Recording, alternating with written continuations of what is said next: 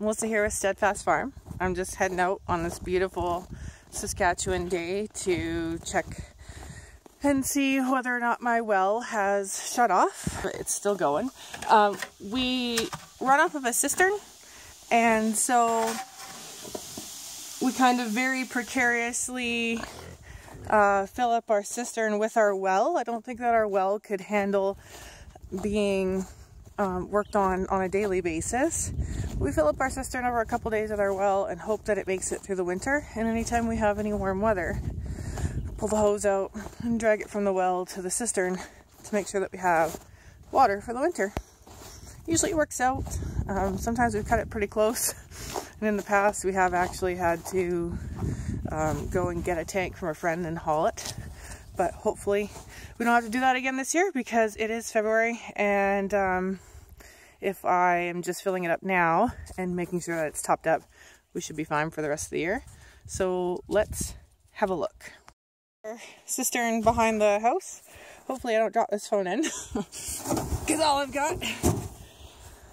And then we just pop this open and have a look to see if we can see where we're at. And you can hear that that's sputtering, which means we are getting close to the well's limits. But that's pretty good. So I'll just close this up here. Just go and shut off the wellhead and drag the hose back in for the night.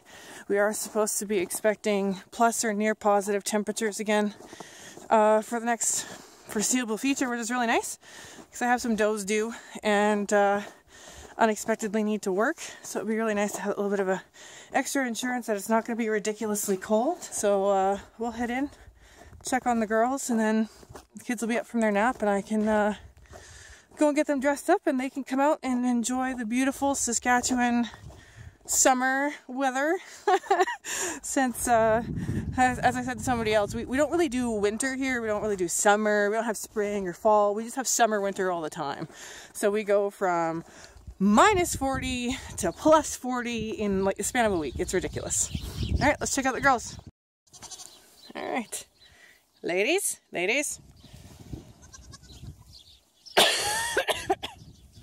This poor broad over here. Oh, she was laying down the other day and just, oh, she sounded so uncomfortable. This is Jet due end of February. So I think she's got a bit of a surprise hiding in there. This is Lumi. She is due middle of February. And I think she has a surprise in there as well. I don't think it's the single it looks to be, although it could be. She gave me trips last year. This is Lottie.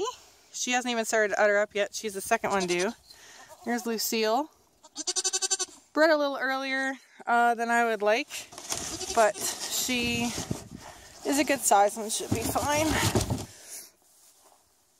I got some fixing up in here to do. Nobody's in here. Everybody's out enjoying. Hey, Lucy. How beautiful. Oh! Excuse you. Always the glutton for attention. This is my favorite girl here. Lupin's Whole Delight, if you're curious. And then, ooh, I smell skunk again out here. This is my sprightly little deer. Tiny Dancer, as it were. She is a favorite, an absolute favorite of mine. Probably the prettiest doe kid ever born here. This is our first up. That's Rainy, who used to be super sketch and is now suddenly quite friendly. Hard to see that. And then this is my old girl. She's unregistered. She's here for the sentimentality.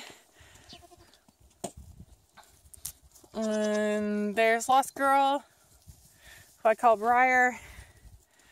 This blue-eyed gold one is another unregistered girl. Her name's Bluebell. Here's Lumi's girls from this year. This is like a little mini-me. Check that out. Can't even tell these two apart sometimes. She's a little sketch though. All my summer girls are. And this big fat broad over here, this poor girl. It's mostly fat, of that I am sure. She is my biggest doe, both wide and tall, and she is feeling it. She's the third one due, but I'm not sure she'll make it. And she lays down, she just sounds so uncomfortable. She grunts and growls and groans. But, hey, Joel. Yeah. Everybody's got dirty noses from the flippin' cold weather. She's getting her udder packing in here. You can kind of see it from the back. Oh yeah, she's going to be one of my first to go, I think. She looks way ahead of anybody else. But then, sometimes when that happens, they just take for flippin' ever.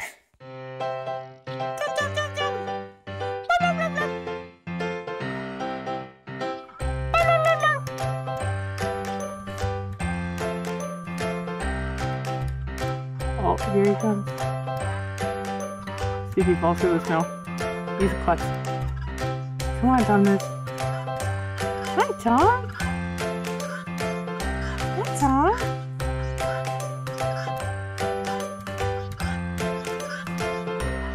How you doing? Oh, look at that snood. You strut?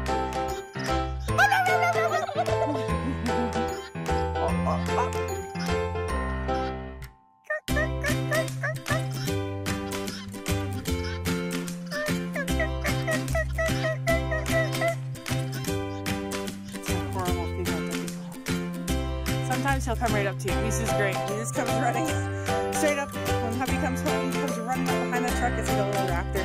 It's pretty awesome. To show you guys, it's the 23rd, 24th, 25th. I don't even know what day it is. It's about 7 degrees, or minus 7 degrees. And there is a thick fog moving in. And typically, this means hoarfrost by morning. Here's another view. You can barely even see the rest of our bales that are sitting out. Hardly see the next field over. It's damp, it's moist, it's cold, it's windy. By the morning, we're going to be blanketed with hoarfrost. It'll be beautiful. I'll be sure to show you guys. Just out doing the nightly chores, and you can already see the hoarfrost settling in. It seems a little stormy tonight. Out this morning, I'll show you the beautiful sunset with hoarfrost all over the leaves. As I'm sure you can hear, it's ridiculously windy. Most of the hoarfrost has been taken off. However,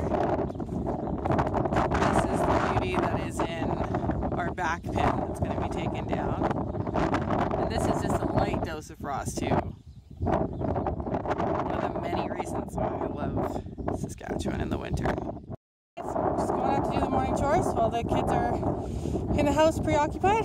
So first thing we're going to do, get yelled at by goats. Second thing we're going to do is let the birds out.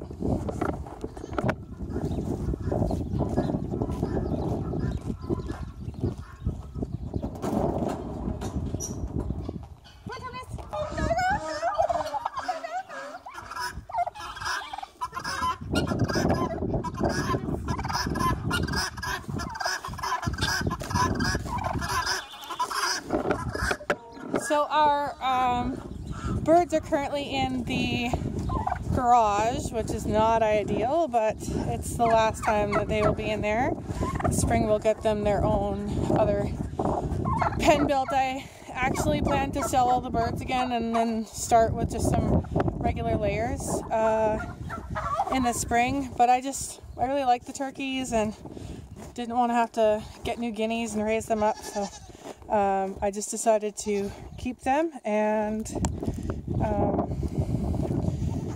continue with having those birds. And I only have one chicken, so we're at the goats and I'll show you how we feed our goats. We have we end up with large rounds and we have no way to haul them, cut them, anything like that. Our tractor doesn't work in the winter. And also it doesn't have a front end loader that works. So I don't know, it's kind of just a machine that hangs out right now. But I mean, it'll be useful at some point or another. So our neighbor who does all of our hay for us, he takes half or a little bit less than half. He's left them all here for us one year. He's been super good to us. Honestly, without him, we wouldn't have any hay bearing type animals or hay requiring animals. So we're really fortunate to have great neighbors. And they're here for us at the drop of a hat, whatever we need. They have always been here for us, and we are super grateful to them. So essentially what we do is we peel bales, which is inconvenient. In the flippin' cold, all you want to do is throw a bale in and walk out, and that doesn't happen. However, sometimes our hay is crap. And we don't buy hay. It's whatever the hay we have here is the hay that they get, no questions asked. So sometimes it's dusty, and the great thing about peeling the bales is that most of your dust comes flying out when you're pulling it apart or when you're tossing it into the feeder. So they end up with a lot less dust. And over the past few years, I have become a real proponent for feeding subpar hay, especially to goats. Maybe not to horses. We're not horse people. Horse people kind of scare me. Our pasture has way too much alfalfa in it for horses at this time. So if we do decide to get like a mini or something for the kids, or even trail horses for us, we will have to look at bringing in other hay. We did have a horse here, a couple horses here. Briefly, the horse was just too much. We had hoped that he would be a trail horse, and he would have been a trail horse, but he would have been depressed as a trail horse. So he wanted to work. We had Dexters at the time, and he would just sit in the pen and run the cows, move them, shift them, put them wherever he wanted, switch pastures on them. Like, he was amazing. And so he got sold to a cowgirl, and she now barrel races him and works cows with him, and he is happy as can be, and that's what he needed. So I'll just show you how we peel bales. This bale got dropped by our neighbor for us really close to the doe pen. So we don't haul for the does, we just haul for the bucks, and the bucks are easy to haul for. So I'll show you how that works. And I mean, it's not super entertaining, but here we go. So this is our feeder system. It is actually a pallet system. The pallets that you see in the middle came like that. And they have worked wonders. This is the least waste that we have had. We've tried other feeders. We even tried like chemical crate feeders, and there was just so much more waste compared to this method. So we went right back to it. So I went and got my calf sled. It was across the yard. I mean, of course it was. So we just use a calf sled. I've had this calf sled now for, oh my gosh, 6 years. I could definitely use a new one.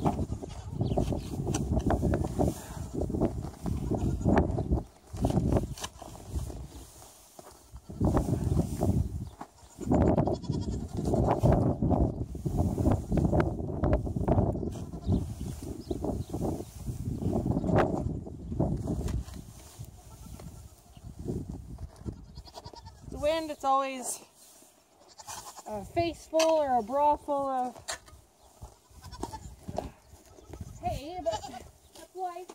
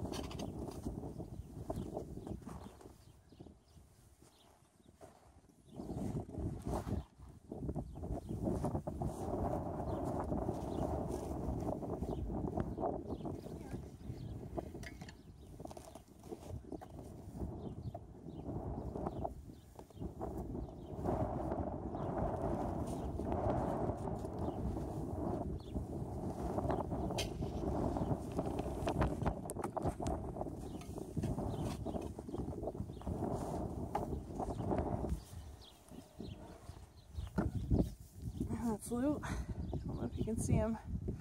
So we'll take a quick look at the pigs. I'll come out a little bit later and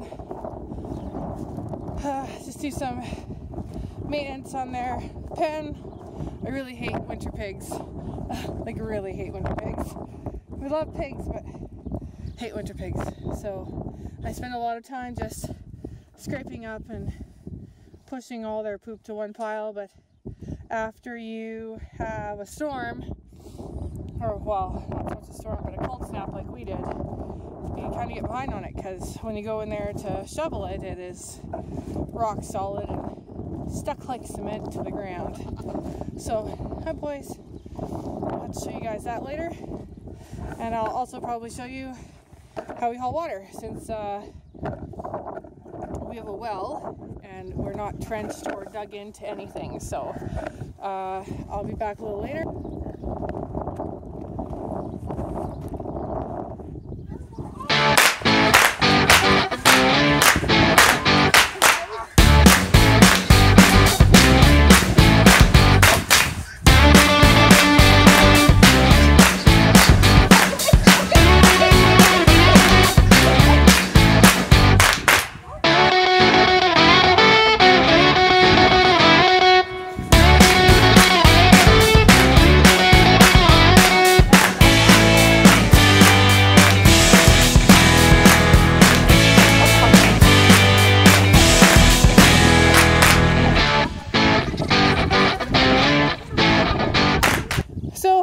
Like I said earlier, just going to come in and do a little bit of work on the pig pen.